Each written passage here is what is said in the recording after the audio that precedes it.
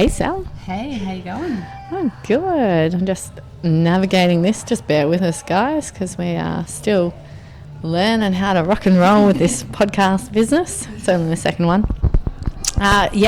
Good morning. Good morning, everyone. Welcome to our second instalment of Mind and Muscle Unleashed podcast.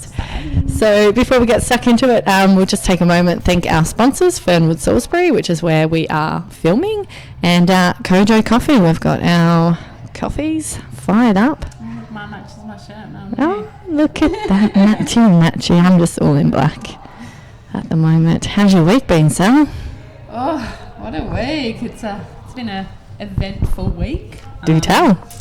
So it started off with, unfortunately, my son having some mental health issues. Okay. Which was pretty heavy stuff. But navigating that slowly. It's never easy when it's heavy stuff, but we got there in the end, and it's going to be a long process with it, but he's doing all right. So forward is the way to go, one day at a time, like you said last week. And then this week, I think, was just a bit of a domino effect for me. The little one, Lacey, got a sty in her eye and it got infected. And then yesterday she split her head open. And it's just been one thing after another this week. But is that three things? Well, it's three things between them. So I was sitting there last night and I was thinking, okay, Lacey's had the eye thing in the head. What's next? But then I thought, technically, if I class them together, that's my three. Put them together. So that's three. Done. Tick. Done. Done. I'm calling it three. Oh, yeah, me too. All so right. We'll call it three. Yeah. So, and then my resets today, like I said, I reset on a Friday. So my training's been pretty good, though. I've still been managing to give my training like everything I had. Like I said last week, I wanted to really focus on that and taking my mind off the negative self-talk about the number on the scale. So, it's been a really good week. Scales, they're a bunch of assholes. But apart from that, it's been pretty steady, just, going through. How about yours? Mine's been madness. Look, it's been all right. So started, oh my gosh, it's been like the longest week ever. So started all good, and then so I had a colonoscopy on Wednesday. I've just recently been through a bit of a health scare. So about 6 weeks ago, I had quite a significant amount, as you know, of bleeding where one should not be bleeding.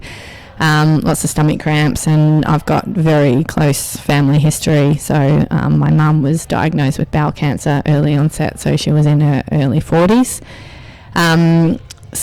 Obviously, it's a bit of a scary process. So I went straight to the doctor, blood tests and CT scans and whatnot. So it was basically showing that my liver and kidneys weren't great, which can be like a side effect of bowel cancer. So, it was sort of a bit of a wait and see and just wait for the colonoscopy, which one of our amazing members, Barb, works in that unit at Lyle McEwen, so she was very helpful with helping get it sorted out. So it's kind of been in the back of my mind for the last 6 weeks, not knowing whether or not I would be able to continue on with prep, which I was a bit concerned about. But I kind of just put it in a little box, when you fold the box over, like 1, 2, Yep. That's what I've done. I put it in that little box and, put it off to the side, and it was there, but just, kept on keeping on. I'm a big believer of control the controllables, and I didn't have any control over the outcome, so my coach and I just decided that we would keep going with prep unless we were told not to. Yep, perfect. It was in the back of my mind, I won't lie. Like, I'm not a robot. It was, itching away at the back, but like, as I say, control the controllables. So I couldn't do a whole lot about it other than just be patient and wait and do what I could. So had that booked in on Wednesday. Anyone who's had those done knows that the prep is horrendous. They make you drink this awful drink and so much water, and you're so bloated, and it started like 5 o'clock on Tuesday night. Rewind a little bit. Tuesday, Sebi decided that he was then going to be sick as well. When it rains it pours. He had like a little scratch thing or something on his elbow that got infected. So I had to get him to the doctor on Tuesday morning, get him antibiotics, and then try and navigate all of that fun stuff. So mum life. And so started the prep, and I started the prep at like 5 o'clock on Saturday night, afternoon. And it's supposed to take a couple of hours to kick in, and I got to like 11:30 at night, and nothing was happening except I had the worst stomach cramps. So I ended up scrubbing my floors. As you do. At 11:30 until about 1:30 when it finally kicked in. And I won't go into the details on that because that's not something I want to talk about on here. And so I went in Wednesday. I hate general anaesthetic, but let me tell you, sedation is the bomb. If I could have that every single night, like, mate, that was so good. So I had the sedation for it, and they put in the needle and the injection, and they were like, okay, so you'll find that you'll just start to fall, and that's all I can remember. And then I woke up, and I was in recovery when I woke up, and I just woke up and I was like, and I looked, and I was just smiling at everybody. I was like, hi. It was like the best night's sleep I've ever had. Oh, maybe that's what I need. So anyway, they removed a polyp, and it's possible that there was more that may have burst, which was why the bleeding was there, and they sent it away for a biopsy, but I got the all clear. Awesome. So now my coach is like, no excuses, mate, like, let's kill this thing. So he's now actually, I think, trying to destroy me. He's like, extra cardio sessions, I'm going to drop your carbs. So I think coach was holding back to try and look after me, and now he's just like, no, I'm just going to like annihilate her and get her ready for prep, get her ready for comp. So and the rest of the week, like, I felt like rubbish yesterday, and then today I actually feel incredible. Like, a huge weight has been lifted, and covered RPM this morning, did a cardio session this morning, ended up doing double cardio, but wasn't planned, but that's okay. But that's been my week. Well, I'm glad you got the all clear, which is great, and smashing the cardio today, but still be kind to yourself, please. Be kind to myself. Yeah. Do you know what? Honestly, like, I'm still learning. Like, I've done so much work, but I'll admit that I'm still learning about like this self-care and kindness. And I did make probably not the wisest choice. I don't want to say a dumb choice because I, want to not beat myself up. But I didn't get I had a standby / backup, but I didn't plan to get my classes covered yesterday. I planned to work, continue on as normal. And I thought about it like last night when I was doing my journaling, because I journal every night. Yep. And I was just thinking to myself, like, if that was anybody else, I would have said to them, why don't you just take a couple of days off after? Like, I just thought about it. If you had said to me that you were having it done on Wednesday and you were going back to work on Thursday, I would have said, dude, like, come on, have a couple of days, like, give yourself a couple of days to get over it. And just, I feel like the pressure that we place on ourselves, whereas if it was somebody else, is just madness. Like, in hindsight, why did I plan to come back to work the day after? Like, you do. So I ended up, I trained a couple of clients, and I ended up getting my classes covered because, like, I felt terrible, which is understandable. Like, all that stuff in my system, they cleared it all out. It's a bit invasive, like, even though they're not cutting you open or anything, like. And I'm still learning with this whole self-care thing. I know I'm better than I was, but I just think we need to treat ourselves a bit kinder sometimes in our expectations of ourselves. I will say one thing though, when I say about not getting cut up, Madison was hilarious when she got home because Sal brought the kids home. The first thing she said to me was, "Did they cut open your stomach, Mum?" And I was like, "No, dude." Like, she was obviously fretting about it all day. And then she's like, "Well, how did they get to your tummy?" And I said, "Well, mate, up my bum." And the look of horror on this child's face. And then I explained to her what they actually did, and you could just see her like space out. She's like, she did not want to know anymore. Okay, why did I ask? Yeah, why did I ask that? But I mean, I guess that leads us into today's topic about self-talk, which is huge. Like, massive. As a therapist, so like, you obviously would have experienced this. But like, for me, in my job and in what I do, so Fernwood being female only, again, we're not man haters. Like, please make that clear. It's just nice to train with just chicks, right? Yeah, absolutely. But I'm so lucky to come across like some absolutely beautiful women on a daily basis. Like, so many beautiful women just in here, working on improving their health and well-being and whatnot. And when I say beautiful women, like, I'm not over exaggerating. Like, some of the people that I get to work with, work alongside, and then train, and then in my classes, like, just insanely beautiful people. Yeah, I agree. But so many of them smack talk themselves. Like, and yet some of them do them jokingly. But some of the things that these women say about themselves, it makes me so sad to see like people that beautiful saying shit about themselves, like, in a negative way. Like, it actually breaks my heart. And I'm not a violent person. I'm feisty, don't get me wrong. I'm a Leo. That's a difference. And my ex used to call me a chihuahua because okay, well, that's not lovely, but I think I started it first one day. I was just like, basically I'm like a chihuahua. I'm all nice and, I love people and blah, blah, blah. But there's when, dogs come along.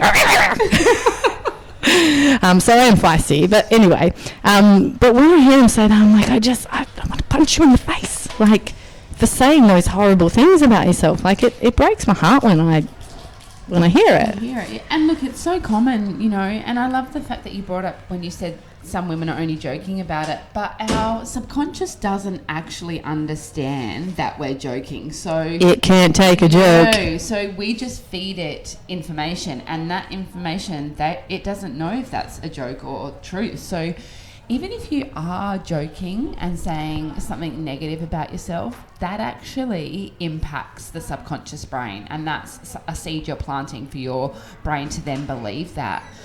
And this is what a lot of clients, that I work with say is like, oh, but I was joking. But that doesn't matter. That's just as bad as actually saying something negative to yourself. Do you know what how I like to explain the subconscious to a lot of people? Like, because I like to bring, I don't want to say dumb it down because just, layman's terms. I like to explain the subconscious as like a 5-year-old child. Yeah, that's exactly how. And a lot of 5-year-old children, like, they don't understand sarcasm. They don't understand jokes. And say it enough times and they will believe whatever you say, right? And if you don't believe me, 5-year-old children, just be careful who's around when you're listening to this, right?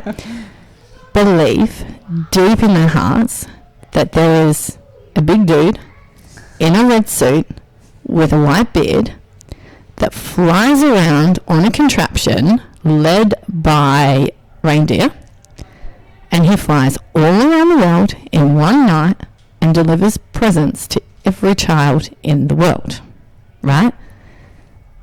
Your subconscious is like that.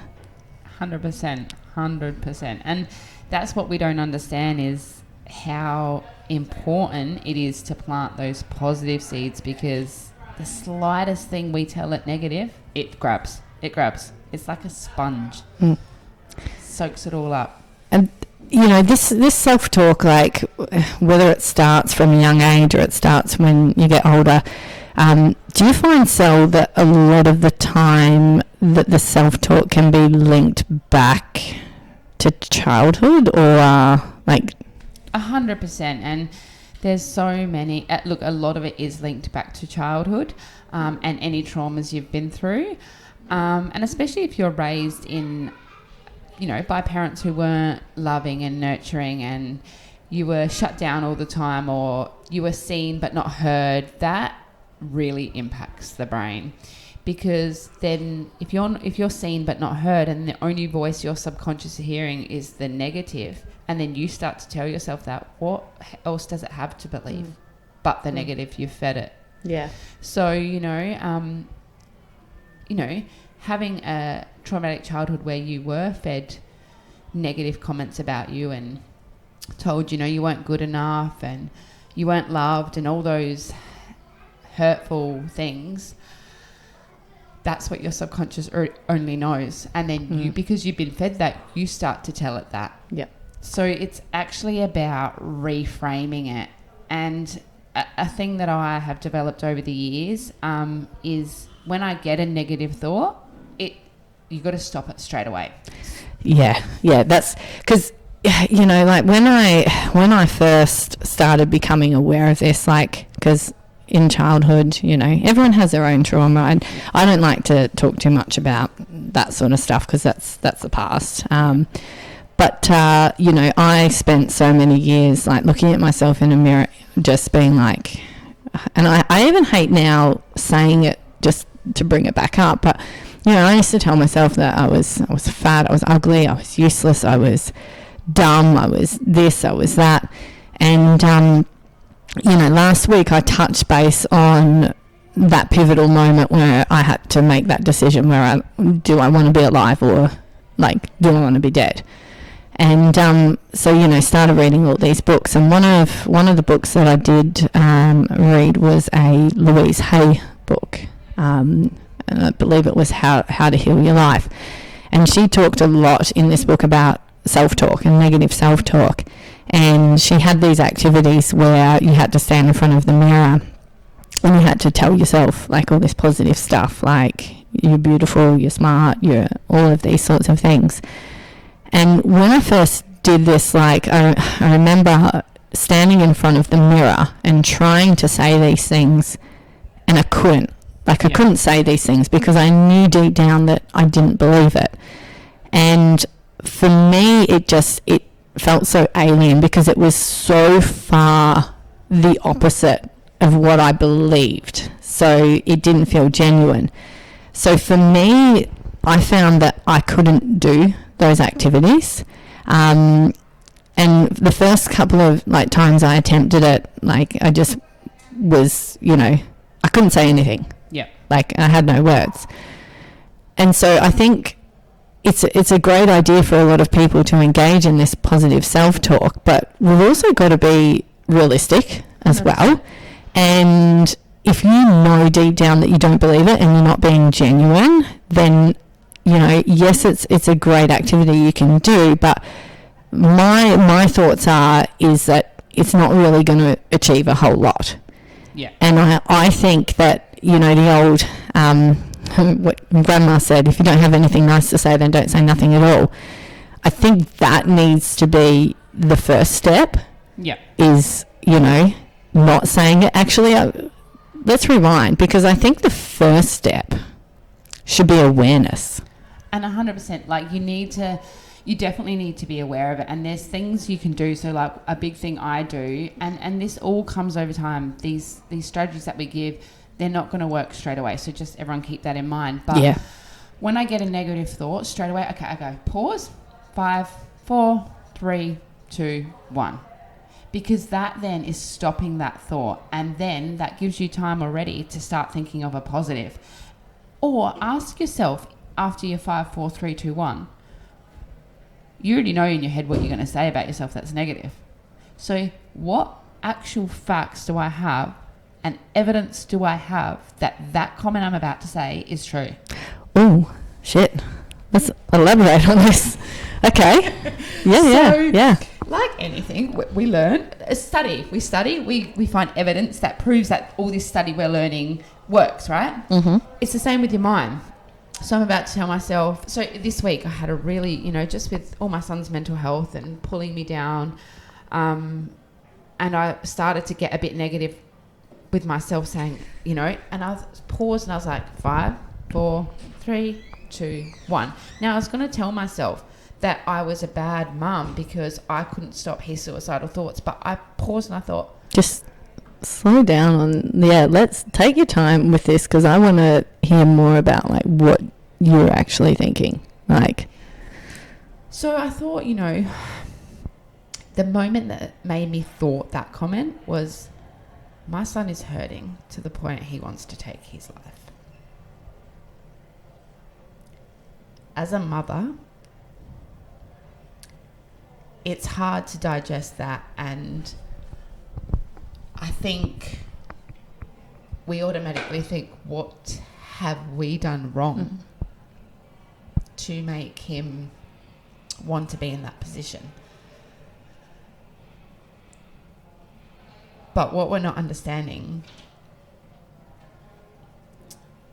is that he has that negative talk about himself. He has those beliefs of himself. Now, yes, that can come from childhood, and a lot of the time does. It can also come from circumstantial stuff. But if it comes from childhood, it doesn't necessarily come from you. Like, no, there's so many people in his life. It could be a bully at school, someone's bullied. And so when we say childhood, we don't automatically mean parents, everyone. It could be anything that's happened in your childhood. Yeah. So, for instance, with my son, he has lost 3 grandparents in 8 months. So that's been a big thing for him. He also is neurodivergent, so he doesn't understand everything on a general scale. So and he's a very empathetic, soft-hearted person. So he takes emotions very deeply, and he struggles to handle that heavy stuff. So I think that's a big thing that's impacted him. And I thought, well, I'm feeling like, what have I done wrong? Straight away my brain went to, what have I done wrong? What have I not done as a parent? And then I thought to myself, okay, you're about to blame yourself because you think, Sally, that you have pushed him to the point of suicide. But what evidence do I have that shows that I have got him to that point? And I paused and I thought, I haven't done anything. He hasn't done anything. It's actually circumstances and events that have happened in life that has pushed this poor boy to a point where he feels life is not worth it. Mm-hmm. And then it's about trying to tell myself, okay, well, I know that's nothing I can control. I can help him. And a lot of people say to me, but you're a therapist. Your son shouldn't be navigating this because you're a therapist. Nah, that's bullshit. And when I got that comment, mind you, I have cut that person out of my life because I thought that's was not okay. Harsh. Don't be that person. We're still human too. And, your children don't want their therapist and their mum holding that same role. That's I think when you're a therapist, it's hard to have that mum and therapist role. But that's like telling a doctor that they should never get sick. 100%. Exactly. And we don't all think like this, which is quite sad. Or a personal trainer that they should never be carrying extra weight. Like 100%. And these is the questions that were popping into my head. And I was like, so I have just listed so many things that show that this has nothing to do with what I've done as a parent. Mm-hmm. But Jesus, it'd be easy to go down that path, wouldn't it? It is so, and it's the first path you go down because you just throw something out there and the mind believes it. But then if you think about it, like if you start thinking about that and going down that pathway and start using your emotional energy on what have I done wrong, how are you then able to help him? I'm not. So again, then that's the next question that pops up is, okay, I've identified that this isn't my fault, but what do I need to do from here? Mm-hmm. What would be my fault is if I did nothing about it and I didn't help him and I just ignored the fact. Now, I know how heavy this can be as a parent for your child to look at you in the eye and say, I don't want to be here anymore. Yeah. I get that heavy. And if you have been through this and have any questions, reach out. Yeah, please do. My thoughts are with you or whoever's been through this, but that is heavy. But what you need to do is pause again and say, okay, I have every right to be upset because it's heavy shit, but what is me getting upset and down in the dumps going to do to help him? It's not. Yeah. So I needed to be like, okay, what are the controllables? Like you said, control the controllables. What do I need to do from here? The doctors, the hospital visits, all that kind of stuff is what you can do to help them. So I wrote it down, a little plan for myself on what I needed to do so that I could tick the boxes as I went. And that's what we did. And don't get me wrong, we have some great days and we have some bloody shocking days, but I think it's brought us closer to understand that we can be on such a deep level with each other, and he is very honest with me, which I'm very thankful for, because some people don't get that honesty out of that and you don't know. But it's really about saying to yourself, like, okay, what can I do? And yeah, what makes me a good mum is that I did the right steps after it. Yeah. So this wasn't my fault. It's not his fault. It's no one's fault. Mm-hmm.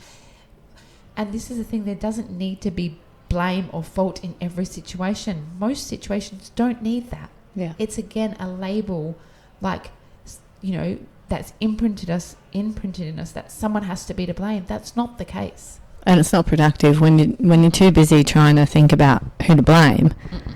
Like that's time and energy that you could be putting into actually moving forward and 100%. Changing the situation.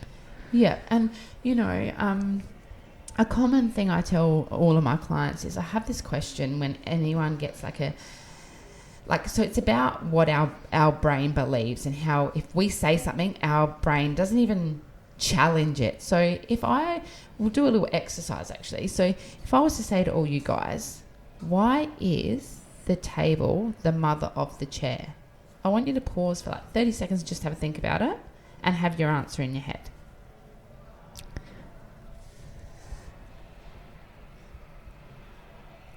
Do you know what's funny? My brain instantly went logical because the table's bigger. 100%. And the chair's little. And do you know what? That is, because our brains are so logic, that is the answer we get. So now you've got your answer in your head, everyone.